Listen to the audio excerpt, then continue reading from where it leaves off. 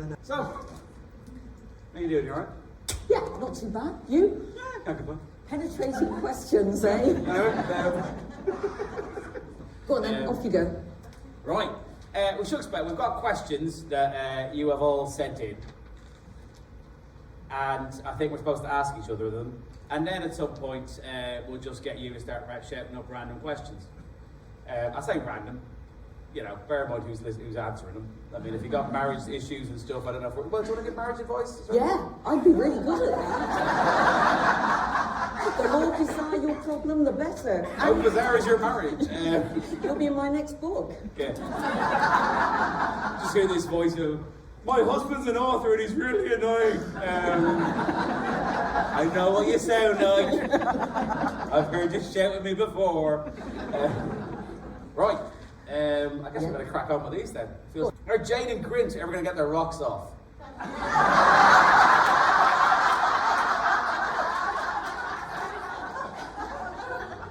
I don't understand the question. When the mommy and the daddy love each other very, very much. And an author's trying to get in on that romanticy thing that apparently makes a lot of money. It does, doesn't it? Apparently We're so. both in the wrong genre. I mean, yeah. I mean, with time travel, God, your sex seems to go on forever. I mean, you just keep going back to the... And it's anti-gravity as well a lot of the time. That's got to be a big help. I mean... the physics of that, though,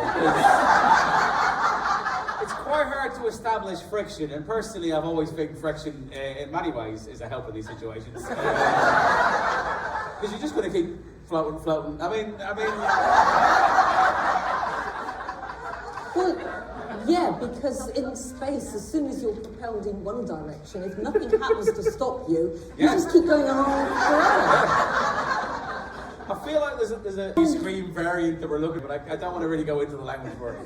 I can't find this on any of our list of questions. But it's a better question than we had. Let's just go with this. 25 minutes on shagging in space. Do you think they've forgotten and realised that I'm not going to answer? Yeah, I think that was you expertly got around that. Well done. If James Patterson came in knocking with an offer of a collaboration, she said not to ask this question, which is why I'm asking this question. Would you take it? James Patterson? Yeah. No, I wouldn't. I was trying to be polite, but no. Yeah. No, that is nothing, no reflection on James Patterson. I am not a team player, as was frequently mentioned on my school reports. Oh, okay. Were you in school with Jay Patterson? If you could collaborate with any author, living or dead, who would it be? He said pointedly. Once again, I'm struggling for a tactful answer. If it helps, my answer is Russell Brand, dead.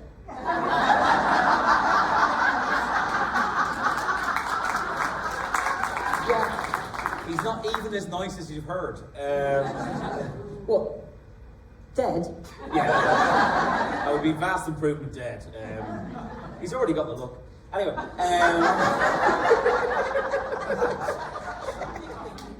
Luckily, I was going to say, oh God, this is being filmed. I don't think I'm his biggest problem at the minute. I think we're okay.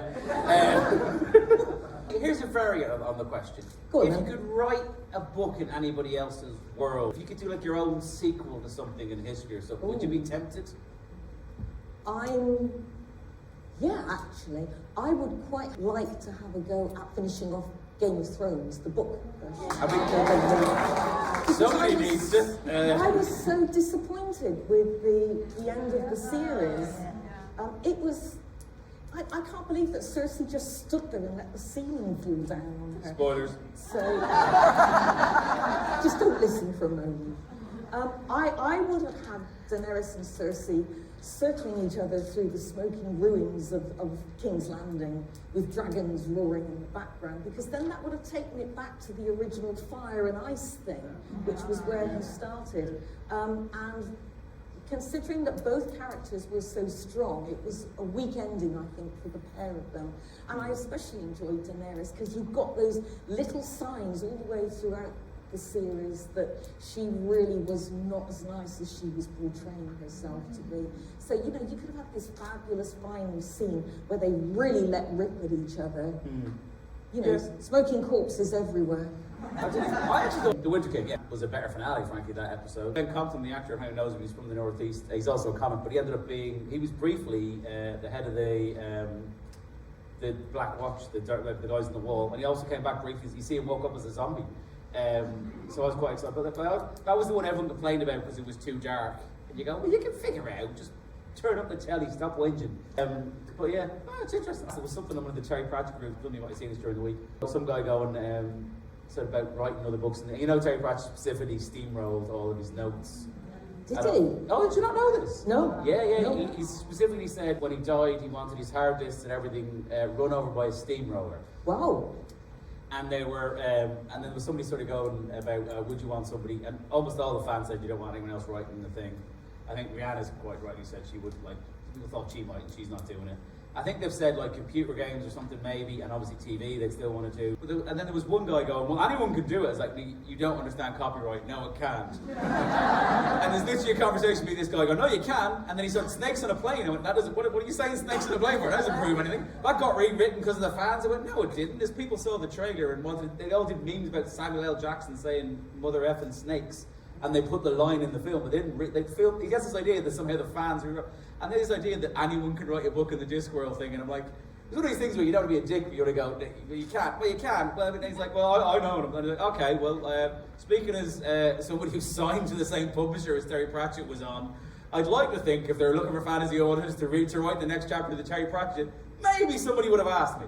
I would have said no, by the way, I'm not an idiot, but it's nice to be asked. Actually, you only have to look at the conversation going on at the moment about AI and copyright and the comments that people are making on social media to realise that vast numbers of people have no idea what copyright is and how it works. Yes. I mean, to be fair, most of those people are not the people who read books, though, which is my But there are also the people who are dead keen on AI taking authors' copyrights and producing something. And there's a lot of them. Yeah.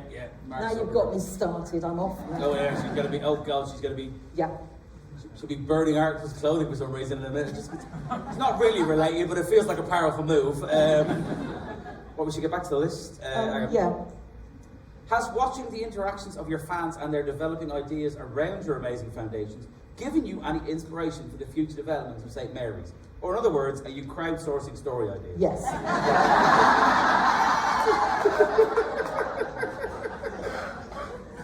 If anyone's got any ideas for a drunken Irishman with a hurley they'd like to throw my way, feel free.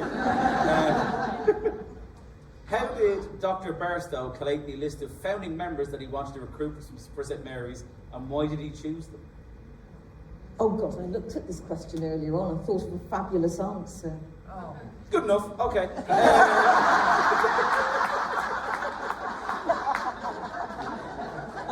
Do you want to crowdsource the answer? Well, he knew who he wanted and he came back and got them, is the short answer to that. Okay. Go. Okay. Peterson is the absolute archetype of a decent chap. Is he based on anyone in particular, or is he just the imagined perfect male best friend?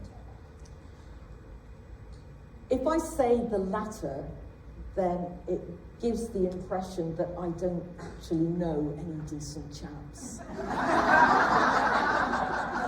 So I won't be offended because I find it weird to be called a chap, so you're fine. No, I just wanted a nice, normal person to act as a kind of foil to all the bizarreness happening around him. And he's nice. He's just a nice man. I'm not going to say chap because obviously it upsets you. Yeah. Right, we could do the political question now. There's variations of this. Quite a few people wanted to ask this. Are you in fact a time traveller, given how disturbingly accurate the whole America is closed subplot in St Mary's? Several people asked about this. I'm going to ask you, and then could you just move the camera this way so I'm out of this shot?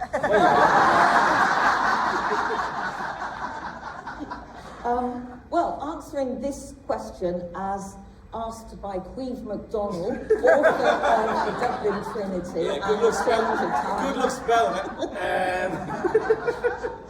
it. No, I'm I'm so tempted to say, yes, of course I'm a time traveller. What took you so long to suss it? But what I wanted to do, serious answer, when I first started writing the books, I wanted to show, without actually saying so, because you're supposed to show, not tell. And I wanted to show that the world was not quite here and not quite now. So I sat down one afternoon with a cup of tea and tried to think about the three most unlikely events. I haven't even listed them yet. The first one was some kind of global pandemic. Although, to be fair, I did say flu. I said flu, not... I mean, it's still pretty close. Well, yes. The second one was Britain leaving the EU and the acrimonious breakup thereafter. And the third one was America turning in on itself, closing its borders, and generally being not very pleasant. But in my defence, I'm considerably older than you, and I'm a child of the Cold War, and I grew up with Berlin and the Berlin Wall and partitions and the communist bloc and whatever. And I think vaguely, in what passes for my mind, I had thought that instead of Russia being the oppressive force, it was America who had built a wall around the country, but to keep their people in rather than to keep people out. That was the thinking behind that. And I just touched on it in the first book, and every now and then I add a little bit to it.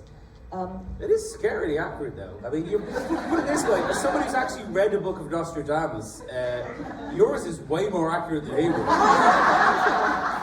Yeah, why didn't I get the same publicity as Nostradamus? I think you're going to die. I think that's part of the problem, to be honest. But yeah. I am thinking, actually, of, in the next book, writing about a period of unprecedented world peace. I mean, it seems far-fetched, but okay. I do have to say, actually, in the book that I'm writing at the moment, I was looking for a nation, a country, in which I could set an imaginary conflict. And I chose one, got an atlas out, had a look, thought, yep, you'll do, and I can spell it. And almost overnight, a conflict blew up. So I shunted north a little bit, and lo and behold, a couple of weeks later, they're having a crisis. Is this why your nickname is the regime changer? So I'm having real problems, actually, selecting an area of the world in which there is not, at the moment, some major conflict. Could you please use your influence to put America back? I mean, that is a big ask. Yeah, by all means throw money at me and let's see where it gets us. I mean, I would say you could run for president, but you're not old enough. God love him. Yeah. He's making life for authors very difficult, isn't he? Yes, yeah, it is. Well, yeah, he's making life for anyone who's read a book fairly difficult, to be honest. Right, where else we go with? What else you got? Come on, hit me with it. Do you want to do the speed round? I think I might do the speed round because there's a lot of questions. So I thought, for a laugh, let's see how many questions Jodi can answer in 3 minutes. This is because I've got more questions than he. You didn't have to point that out. We just made you look. Right, we're going to do 3 minutes, right? Speed round, starting now. Did you already know Markham's backstory when you had given him advice to Alfred the Great? No. Boy, she's on a flying start. Was the Doctor Who episode an alternative London with airships an inspiration to you, or you to them? No. Nothing dates more quickly than technology, so when I move into the future, I look to the past for inspiration, which is why we have airships instead of airplanes. Clever. Thank you. Why are your stories all set in the area of Rushford? Because it's imaginary and I'm in control, and if I say the bridge is by the post office, then the bridge is by the bloody post office. Makes a lot of sense. How come your characters wash their faces too whenever they wash their hands? This was always shouted at me as a child. I was perpetually grubby, and teachers, parents, relations, everybody, even occasionally employers, shouting, for God's sake, go and wash your face and hands. So the two go together in my head. Okay. Did nobody else wash their face? No, that is weird. You are officially weird. It was a sneaking suspicion before this, but you've confirmed it. Right, next one. You came to writing rather late in life. I mean, I would have phrased that slightly more. Did you always have stories in your head? Yes, but the stories that I'm writing now are not the stories that were in my head earlier. Oh, I want to go back to them now, but okay, let's keep going. Did you ever want to be historian/archaeologist? Only after I watched Indiana Jones. We all did, for that to be fair. Do you get to choose who reads the audiobook and how involved in the selection process are you? No, I had no input at all. Poor Zara obviously drew the short straw somewhere, but I'm thrilled. I don't think we could have done better.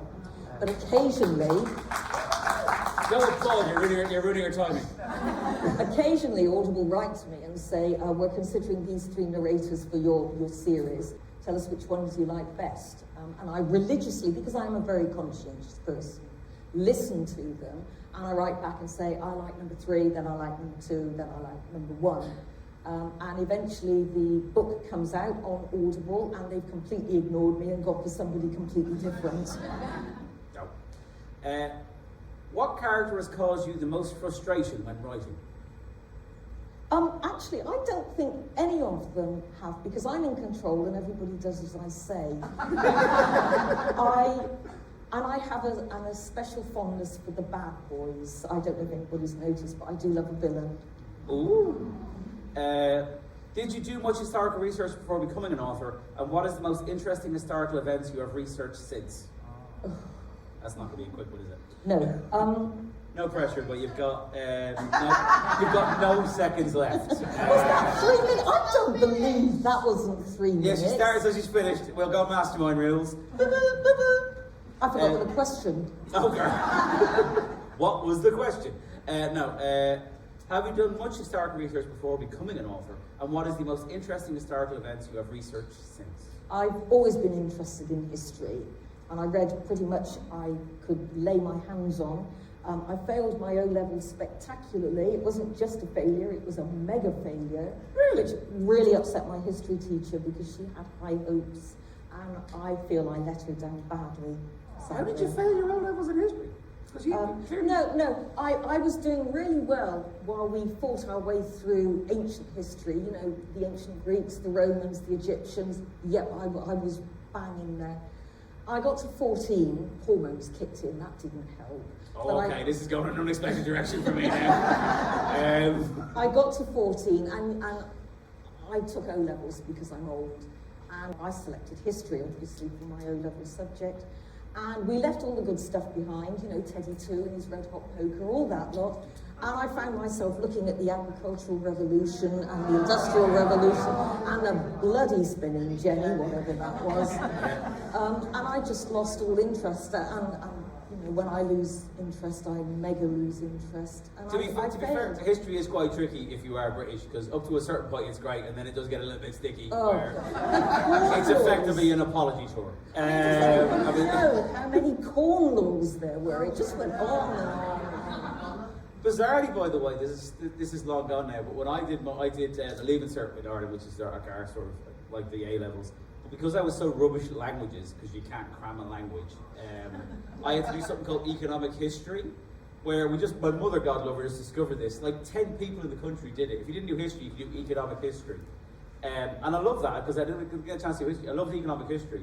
But the most brilliant thing about it was, because there was like 10 or 12 people in the country that did it, when they set the exam, they literally just took the last 2 exams, took a question from each of them, and you literally in the exam go, this is the last year's paper and the year before, literally combined word for word. Still managed to get a B because no one could read my fucking handwriting. But never mind. There's a couple of questions about timelines. Do you have a timeline of the SM/TP world? No, it's all in my head. Good. And I was going to say, so someone asked about, you have something to keep track of it, but that's a... Oh, Michelle, this question is, strap in, this is quite a long one. I've not read it, so this is longer than some of my short stories, so that is going to be long. Michelle wants to know, One of the things that I admire most about your writing is the way you create intimacy and emotional depth across all your kinds of relationships. Whether it's the tenderness or passion, hang on, where's this going? I definitely should have read this. An attraction between Max and Leon, or the enduring friendship between Max and Markham. You manage to convey so much without ever needing to be explicit. Oh, thank God.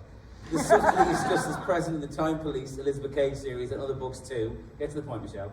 How do you achieve the balance, and how do you know when you've done enough to convey what you want the reader to feel without overstating it? I have simply managed to convey my own emotional stuntedness to paper. I mean, basically, that's what I've done. I'm British, I'm not emotional. We don't do that sort of thing, really. And every time I'm writing and I start to get embarrassed, I think, yeah, I've gone too far.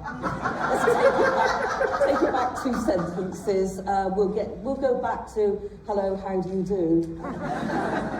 That's about as far as I'm prepared to go. I think because of the speed round, I've actually gone through problems. Well done, me. It's quite the achievement. I'm very pleased with myself. All right, my turn then. Yeah, well, and then we can throw it open to the weird series of outlines that we can see that I'm assuming are people. All I can see is sort of weird glints off hair. Right, brace yourself. Okay, here we go. Speed round. Okay then. Mary Ann Armstrong. In Disaster Inc., why Penn State? Random Google search of US universities, or actually some connection? Random, and I say that because I can't remember how the hell I mentioned it. Was that where the people were in university together? There was a flash mob. They were in New York and they did the flash mob as a distraction. Oh! And the young woman was up there. There were a bunch of students from Penn State and she was fighting with her foe at the time. Okay. To answer your question, I only know certain American universities because certain NFL players went there, so I just took a name. And that's more research than I normally do. I was quite pleased with that. Is this how it's going to be? You're going to get the audience to answer the question? I'm crowdsourcing. I hear it's the way forward. I have no idea who Taz A184 is, but she has a lot to say, so brace yourself. I was going to say, if that was a character in my books, I didn't know either. This is going to be the new question. Will there be any more of the Stranger Times podcast? Yes, there will be. There's a collection of the short stories coming out next month, probably. Oh. Any further plans, publication? I don't need a speed round. I got half as many questions as you did. Yeah, but I'm not getting to ask the questions. I was answering the first bit of it. Yeah, but I want to ask the question, which is, any further plans or publication updates for your collection of short stories? Oh, okay. No, there is, yeah. We're coming out next year. Wonder Wife is currently... Brendan's literally recording... I'd say now, he's not. He's a Sunday. He's having a day off. Give him a rest.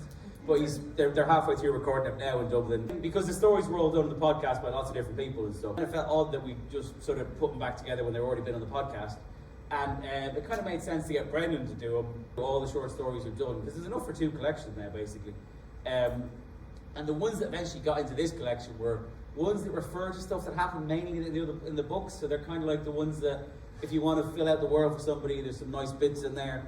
And there's also a brand new one, which is The Raven. You know The Raven, the famous poem by... Edgar Allan Poe. That's the dude.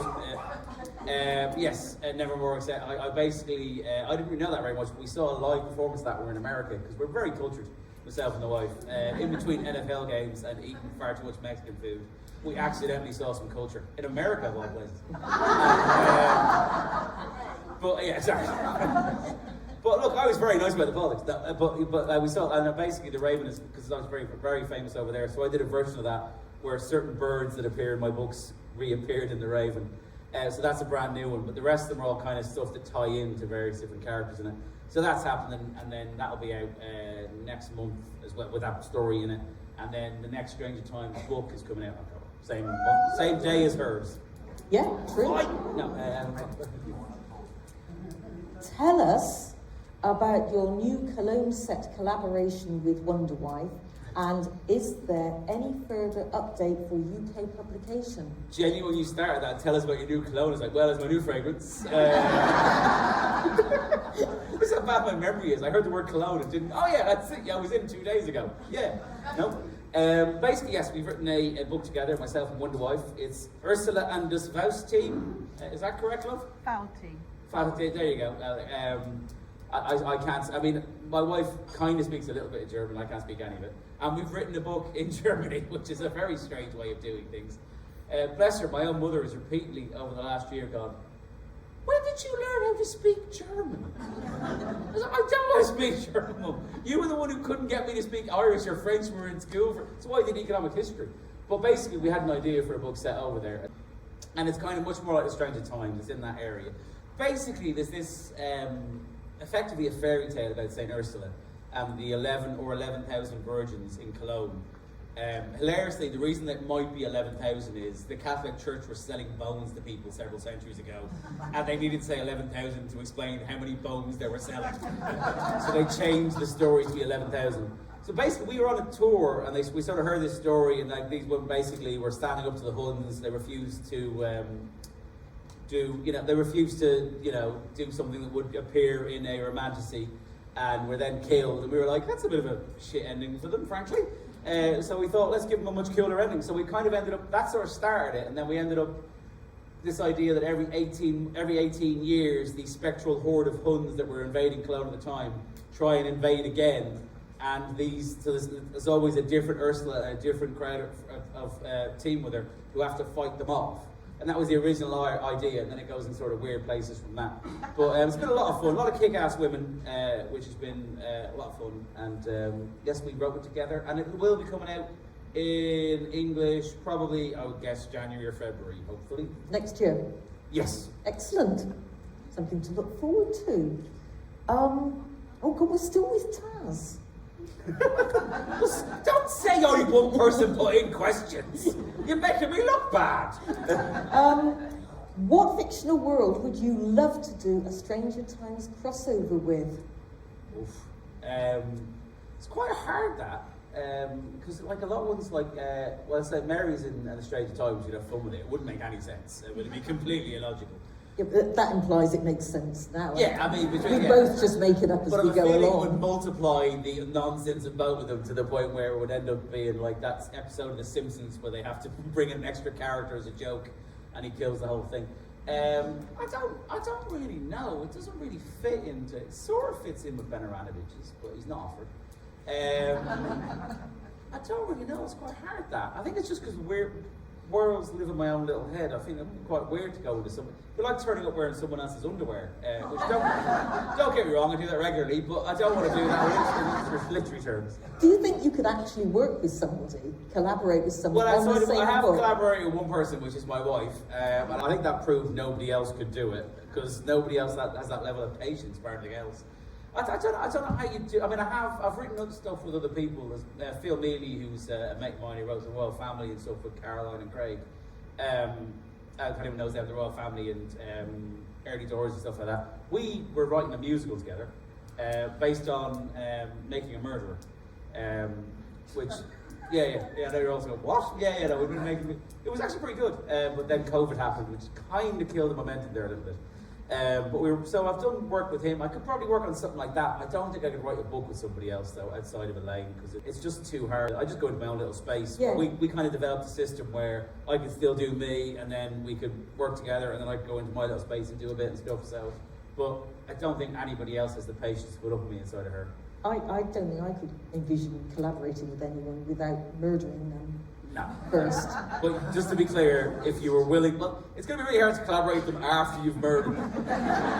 Although you will win most of the arguments on that. That was the thinking behind it, yeah. Okay, and we are still with Taz. What? Again, why do you have to be point? There could be lots of people called Taz. What fictional detective would you love to write a story for Bunny to collaborate with? Oh, Genuinely, that's quite. I think I'd probably like to do Miss Marple or something like that, just as a wonderfully weird juxtaposition. I shouldn't do this. This is a terrible idea, but I do have an idea for a story with Bunny I really want to write. Where and then there was none is the classic that setup, which loads of brilliant authors have done versions of people stuck in Ireland. Christopher Bruckmeyer is a great one and stuff. And I generally, while reading Chris's one, who I love Chris, I'm a huge fan of Chris's.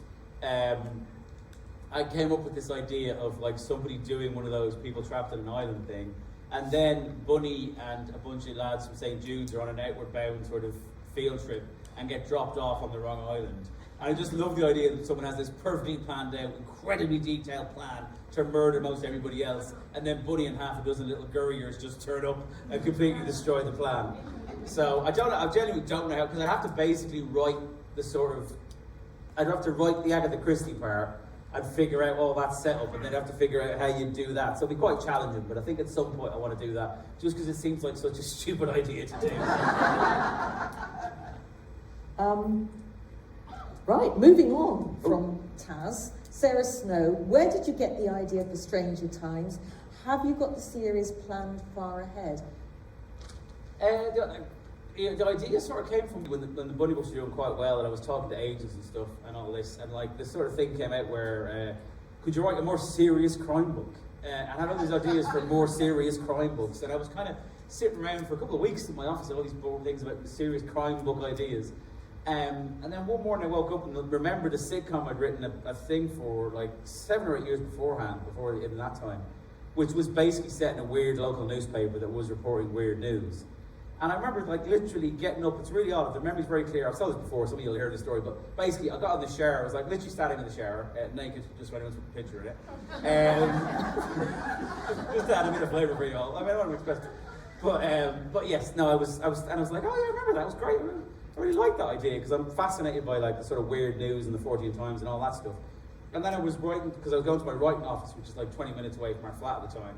And I was walking through Manchester where I'd never written something, and people always ask me, why have you not written anything in Manchester when you've written in America and Dublin and stuff? And I was writing, I was going through going, oh, it's here. And it was like I literally passed what used to be a church, which is the basis for the offices of the Stranger Times. I passed it on the way to my office. And by the time I was like 20 minutes later, I was running up the stairs, trying to get in there and put everything down. And I had the idea, and then I sort of was talking to several agents, and I emailed them all and said, yeah, I'm not doing, I love serious crime books, I'm not doing any of them. I'm writing this thing, and I gave him a weird pitch for it, and Ed, who's now my agent, he was the one who came back and said he loved it. And the rest of them were like, so, okay, turns out this guy's my agent. So that's how I got my agent as well. As for planning ahead, I have a very detailed plan of it. Without going into which details, the thing with Stella, I kind of know how that gets resolved, because I actually weirdly planned it out like 2 books ago. I sent it to my editor for book 3, and then before he'd come back to me 2 days later, I sent him another thing saying, forget that, that's way too early. That hasn't been set up properly, I don't want to do that yet. But it's always been there. It's called literally Cast No Shadow, that's the name it's going to be, is the Oasis song. And but yeah, that I kind of know a lot of that, but I don't know when that's going to be. It might be the 6th book. It might be further on, but it will be in the next 2 or 3, I'd say. I have to ask, you were listing the 14 Times and other examples. Did the Sunday Times, Sunday Post? The Weekly World News, have you? No. The Sunday Post? Oh, the Sunday Sport? The Sunday Sport, that's the one. Did that play any? Because they always had articles, didn't they? My mother-in-law is a lettuce now living They in the fridge. did. In between quite a lot of boobs, if I recall. Yeah. I don't think we had that in Ireland. I think it was too boobalicious for Ireland. It's the same way that Playboy wasn't available in Ireland until... I can't remember, because this is genuinely true, I shouldn't tell this story, but Playboy was available, it must have been like 1998 or something like that. And like a lot of men, I was in my 20s or something, early 20s at the time, and like a lot of men my age, I bought the first Playboy that was available in Ireland from a guy in a newsstand, and then ran quickly away before anyone knew me saw it. And I forgot I bought it, and it turns out had to clear out my mum's house, and I bought it, like, Jesus, I've got a copy of Playboy in my mum's house. So I hid it, forgot I'd hidden it. And I got a picture from my sister a few weeks ago. We're cleaning out Mum's house, look what my boys found. Oh. And I tried to make the case that it's a historical document because it was the first Playboy available in Ireland. It didn't fly. So I can't go home anymore. So what was your question about Playboy again? Moving on. Yes, good idea. Belinda Robino, what writers inspired you? Well, present company accepted, because I'm not going to. But I mean, quite a few. Obviously, look, Terry Pratchett, enormous influence on me. Yeah, I mean, you know, it's huge. I mean, massive. Christopher Brookmire actually was also a massive. Yeah, one of my favourites. Yeah, he's brilliant, and I got to an event with him last year in Glasgow, which was just so cool. He's such a nice guy. And Is he? Is he really nice? Because he always seems so angry in his books. Oh yeah, but all the best people are angry. I mean, if you're not angry, you're not paying attention, for God's sake. You're quite angry in your books, I reckon. Do you reckon she's angry? Yeah. I'm lovely. Yeah. He can be lovely and angry. I mean, Terry Pratchett was angry. He was angry all the time. I could give a quote that somebody said about Terry Pratchett, which summed him up perfectly, but unfortunately that man was Neil Gaiman, and we don't really quote Neil Gaiman anymore. But yeah, that is, and yeah, Chris is, I did genuinely, by the way, guess, this is absolutely true. We got an email from somebody who said, I used to be a big fan of Chris Brookmire, but I prefer you now, because you don't keep banging on about your politics like he does. And I was annoyed because I'm pretty sure I've got identical politics to what Chris Brookmire does, but apparently I wasn't pissing off enough Tories. So genuinely in Relight My Fire, there is, spoiler alert, zombie Margaret Thatcher, and the article about Jacob Rees-Mogg being the ghost of an 18th century slave owner. And that was entirely me wanting to make very clear and basically burn off any Tories that accidentally picked up along the way. But yeah, Chris Brookmire is genuinely brilliant. I did an event with him and it was really hard because I'd much rather, I was like, it's so ridiculous. We're doing an event because it was for my book, and I'm like, he's asking me questions for an hour, and I'd much rather just ask Chris questions. I've got way more questions to ask him than to talk about me. But yeah, he was amazing, but I'm a massive fan of his books, and yeah, and then lots of other ones and stuff, you know. Like I read The Lord of the Rings and all these sort of things, and all these sort of various different things popping up. But definitely Terry and Chris, I'd say, were the two big ones. And I'd like James Ellroy and stuff, and all those for various. I thought you were going to say James Patterson for a moment. No. As we circled back to question one. James Patterson and whoever else was working on that book at the time. You know his publishers, there's a whole floor apparently dedicated to James Patterson and the publishers. Because you know, he basically, I mean, he's a very good writer, but then he did this thing where he just kept collaborating with other people. And I will say I met someone who was collaborating with him on a book, and he said, what was that process like? He said, I can't tell you because of legal reasons. He said, the only thing I can tell you, because this is Harrogate, he said, the only thing I can tell you is I'm going to meet him for the first time today. It's like, oh, okay. Well, but yeah, that's the thing, like, he's just he was a brilliant thriller writer. He just had this sort of weird model where he started doing all these things, and you kind of go, and genuinely at some point you're going, how much money do you need, man? Do you know what I mean? Like, I'm quite weird like that. It's like when you see Jeff Bezos kissing up the Trump, and you go, you've already got like half the money on the planet. You can't even think of what you're literally sending mid-level pop stars to the moon to try and find some way of spending the money. Surely you don't need more money. But again, that's just my yeah. And said people are getting weird about it. I should say there's some tension in the room now. I think there may be more Katy Perry fans than I may have assumed in the room. I think they've turned on me. Would you like me to move on? Yes, please. Yes, take us out of this hole, Jodi. Deb's pick. Are you going to keep using songs by Manchester bands for the ST book titles? And if so, what decides who's next? Yes, and whatever fits, basically. Genuinely, Ring the Bells is the next one because it was the closest we could get to anything that sounded vaguely Christmassy. And because we had such a hard time coming up with a name, weirdly, I then wrote that into the book to make it... It's now a big moment in the book, and it was weird when I was writing it, I went... my brain entirely put this in because it couldn't come up with a better name for the book than Ring the Bells, and it's now become a key part of the book. But that's a James song, and then it's generally what sort of fits, because This Charming Man kind of fit. The first book in the St Mary's is named St Mary's, isn't it? Is it? It's just one damn thing after another. See, you got to do that, because every time I've done a series, I've got a name for it, and they go, could we just call it the name of the series so people know what it is? And it ruined it, because I was going to call it Grounds for Divorce, which is by Elbow, and that was going to be the first book, but they wanted it to be The Stranger Times. And then the Ursula and Das V-Team, which I'm still not pronouncing correctly, that was going to be Destiny's Child, but they wanted it to be the thing. So you've obviously got more power than me, where you can get your way on names of the thing. But there will be all song titles from now on, and literally, Relight My Fire, if anyone doesn't know this, that book, the whole book, I only say this now because I'm pretty pleased with the book. I was trying to do another story. I had to try and find a song. I ran out of all the cool bands, and I started going through Take That, trying to find a song to fit this idea. And then my friend Gary, who's obsessed with zombies, I saw Relight My Fire. I texted Gary and went, is it me or is Relight My Fire a great song title for a zombie book? And he wrote back, that or Back for Good, either would work brilliantly. And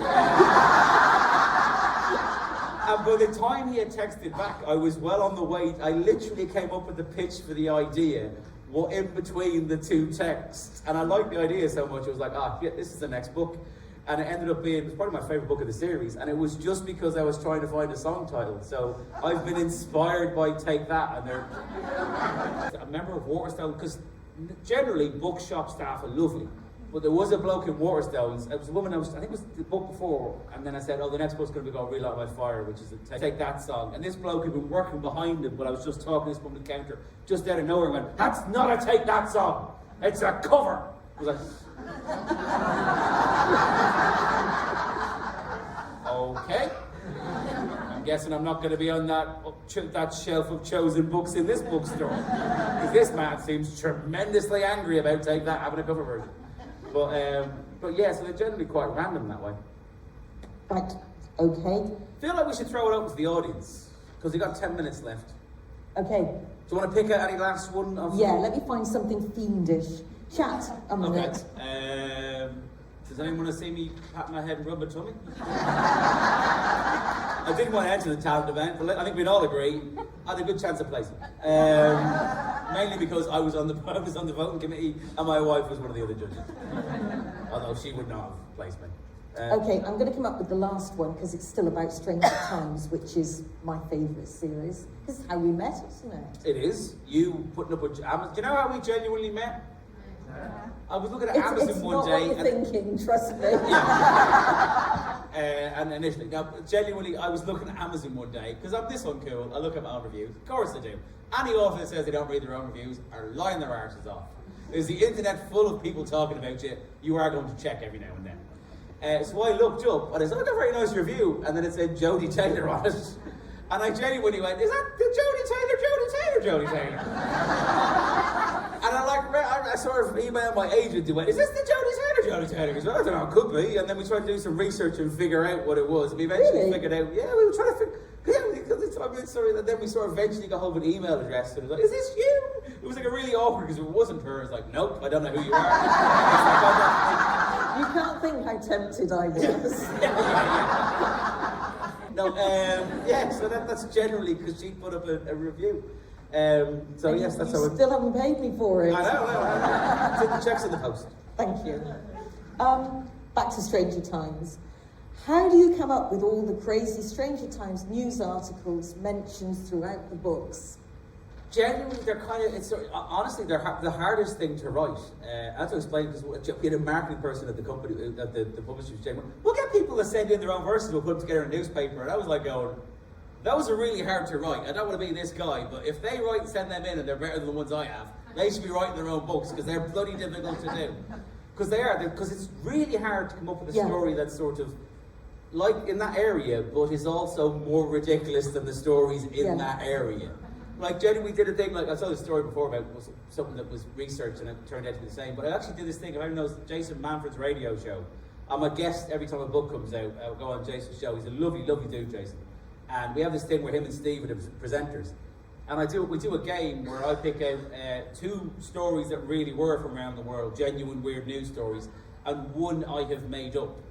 And the record is, honest to God, they have done worse than if they just randomly guessed. Because you tell me 2 weird, because I can't make up something as weird as the weird ones that really exist. So they generally average less than 33%. Because they are very, I do them all at the end, basically. I kind of, they send the book off to get edited and stuff, and then basically Wonder Wife goes, you've not done the stories. You go, shit, I've not done the stories. And then I sit in my office staring at the wall for a while. You kind of get your head into sort of, because I've no journalism training, I mean, you got to get your head into thinking about it a certain way, and gradually then you start coming up with the stories and stuff. but they are like challenging. It's actually quite difficult to come up with genuine, random, weird stuff, isn't it? It is, because you're sort of taking it out of context. Because a lot of humour stuff comes from character and stuff, but this is kind of you're establishing something and doing something there and then. And it does end up being, yeah, and it's kind of fun when you can do them, but you have to get yourself in a certain mindset to do them, which is a bit weird, but yeah. I'm done. Right, I've just realised the slight problem here is we can't see anybody's hands. Somebody's standing up, but they might just be leaving the room. That might just be a bad we've just embarrassed that lady. Well done. It's all right, look, I need to pee as well. You're not the only one. There's a hand over there. That's you, yes. I didn't know. Did you know there was a microphone? I didn't know there was a Roman microphone. Nice, good work. I did. Have either of you written a thing in an early book and then thought later on, I wish I'd saved it for this bit of plot? Have you? No, I don't think I have actually. I'm just grateful when things turn up and I can scribble them down on the page. Have you had that where you've written a line and gone, this is like a suspiciously good line? And you genuinely, it's more as my stand-up comedy thing, when you come up with a funny line and then you go, that felt like it popped in a bit too ready in my head. And then literally what I genuinely used to do as a stand-up is, Gary has got an encyclopedic knowledge. So half the comedy circuit does this. They come up with a line they like, they send it to Gary Delaney, and he goes, that's original, or no, you've nicked that from Stephen Wright from 27 years ago. And he's like the basic arbiter of what isn't stuff.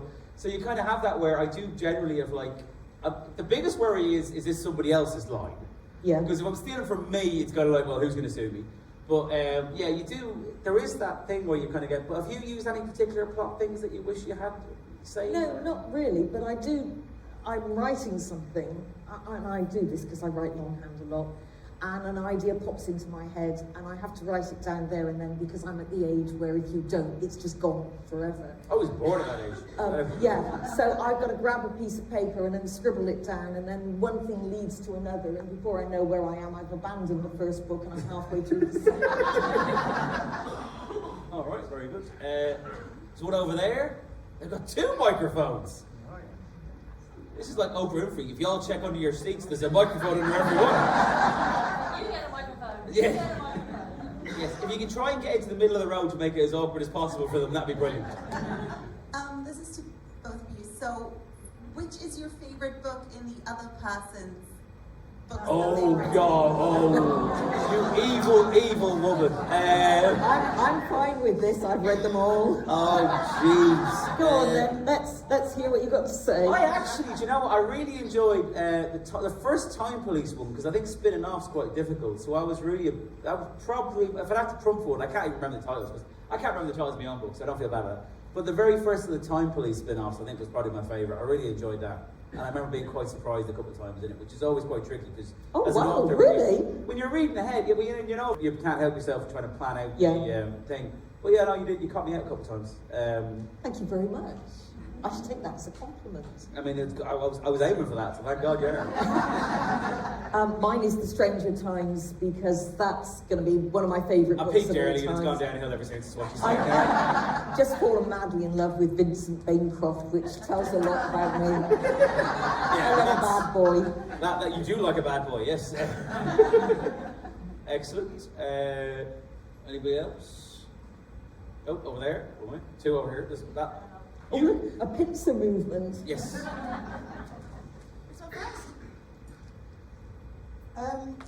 Given that Germans have a reputation for having no sense of humour, why did you choose to do a book tour of Germany? And which of your books or series do you think appeals to them most? First off, in the defence of the German people, which is a weird way to start a sentence, but I'm going to go with it. Genuinely, I think they've got a great sense of humour, and not just because they like my books, but that is also mainly why I think of it. Weirdly, they actually, honest to God, have a higher opinion of British humour than British publishers. Like literally, when I was at Stranger Times, went out for like publishers, we kind of got interest, but they're all a bit wary, and because like funny fantasy books don't really work that well, and you're going. And then whereas the Germans were like, oh, this is great. And the Germans, we had like 8 different publishers in a bidding war, which is very nice. And over here it was much less. So weirdly, they are slightly obsessed with British humour. I will say, weirdly, someone asked almost the exact same question 3 days ago in Cologne. But no, the Germans, I think they generally have a lovely sense of humour, and look, weirdly, the Stranger Times books have gone great over there. As yours you've done very well in Germany as well, haven't you? Yes, but I think I've done best in France for reasons that entirely escape me, especially is- after I wrote about Agincourt. That is genuinely amazing because the French are notoriously quite insular in their thing. Like, this is a weird fact about Jack Reacher books. That when he wrote them, because he came from a very sort of TV background, he was very deliberate when he wrote them. Jack Reacher's mother, the character's mother, is French. He did that because he thought it might help get in the French market. So when he was writing the first book, he went, oh, okay, because someone told him that fact, so he put that in. It didn't work, but the fact that he was even thinking about that just shows how smart the man is. But no, I genuinely think the Germans have a much better sense of humour than people realise, and I like them. I like the Germans, I'll stand by them. They're good people. And they also speak English ridiculously well, which is like... Oh, they do, don't they? Yeah. There's one over there as well. Have you ever had an event or an era or something that you wanted to write about or want to get into a book and just haven't managed, it's not working for you? Is that me? Yeah, but you know. History is vast. There's all sorts of things that I can write about, but I think it's well known that I'm really only interested in the ancient stuff, and I can barely be bothered to get out of bed for anything after 1485. That's got to be a T-shirt. I won't get out of bed after 1485. No. Can you say the question again? Any difficult eras that you were trying to, you tried to write in and it just hasn't worked? No, I haven't come across anything that hasn't worked, but that's because I pick it all quite carefully, and I don't take on anything that I don't think I can do very well. Cool. You guys, just a heads up. Sorry, thank you. Okay, this is one of those kind of pain in the butt questions, that continuity question. Okay. Please God, let this be for you. Yes, it is for you. It's for you, Jodi. I was reading the very first thing, and I was noticing that Barrister was leaning heavily on his walking stick. Yes. But he wasn't wounded until after St Mary's was all set up. But he came from the future and he came back. He'd incurred the wound in the future and then he jumped back to found St Mary's. So did he already know who was going to be in St Mary's when he went looking? Yes, he did. He would have checked the records. See, this is a very important life lesson here, ladies and gentlemen. If you say something with enough confidence, people will assume that is